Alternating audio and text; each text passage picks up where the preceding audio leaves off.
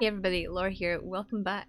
I'm having to do things a little bit differently today, as I may have recorded without my mic being on earlier, so you've just got my disembodied voice. But we adapt and we improvise, right?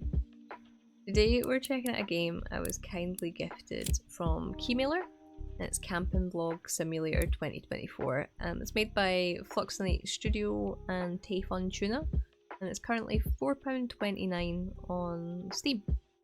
So I'm a bit of a hermit, but I've been watching a lot of camping VODs and camping YouTube videos recently, and I like simulator games, so I had to give this one a try when it popped up for me. But I'm not 100% sure I'm glad I did. You'll see from the footage that I've got, there's currently 2 levels, which isn't the biggest roster I've ever seen, but there seems to be a few tasks when you load in. So at least it pads it out a bit. It's not just, you know, a couple of minutes of gameplay or anything like that. There are other tasks that you can do. You don't see all the main objectives until you've completed the objective before it, but I can't really tell you how big the objective list is, because we never got that far.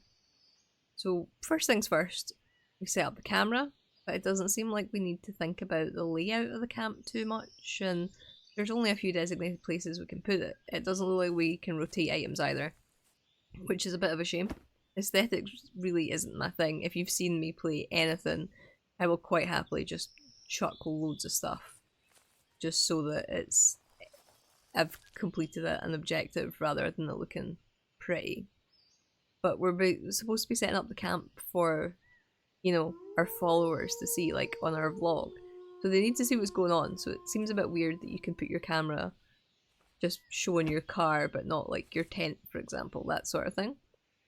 So speaking of the tent, that's what we have to do next. We set up the tent and the sleeping bag, but we can't sleep yet because we've got a fire to build and food to cook. Now, setting up the tent and putting the sleeping bag in it seems all fine. I did encounter a slight issue where the tent decided to do its own thing and set itself up on its side, but we fixed that easily enough. The issue is I don't feel like some of the buttons are very intuitive. Sometimes it's E, sometimes it's the mouse button.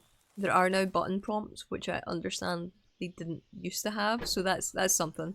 Now, collecting firewood is quite interesting. The twigs that you can pick up cast a golden glow, which is good because it does seem to get dark incredibly quickly.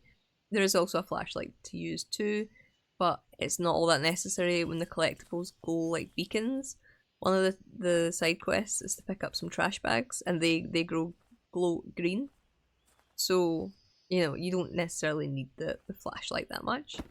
I do find that it's a bit strange that in a forest we can only pick up certain specific pieces of wood, and they seem to be scattered very far away from the camp, but maybe that's just me. But building the fire, you know, it's okay. It's a bit strange because building the fire is a side quest, but you have to build a fire to cook food. Would be my understanding. Maybe I'm wrong. This is where the fun stopped for me. I couldn't cook food. I love food. I always want to cook food. But this cup of noodles was not wanting to be cooked. I tried numerous times. I loaded back into the game several times, put the equipment up in different orders, but I couldn't put the noodles in the pot. Or if I tried to put the pot on the stove, occasionally that wouldn't work either. Say stove, above the fire. So that means I couldn't move on to the next stage or complete the level at all, effectively. And I did try it on the other level as well, just to see if it was maybe a glitch on that specific one, but no, couldn't do it there either. So maybe I'm doing something incredibly wrong. If I am, please let me know, but I just couldn't get it to work no matter what I did, which is a very disappointing. Now let's talk about the other level. I've touched on it a little bit. The other level, when I loaded in, gave me an ungodly amount of screen tearing. There is settings that you can tweak to help. However, to get to the settings, you have to go back to the main menu, which then doesn't save your progress on the game, which is slightly annoying.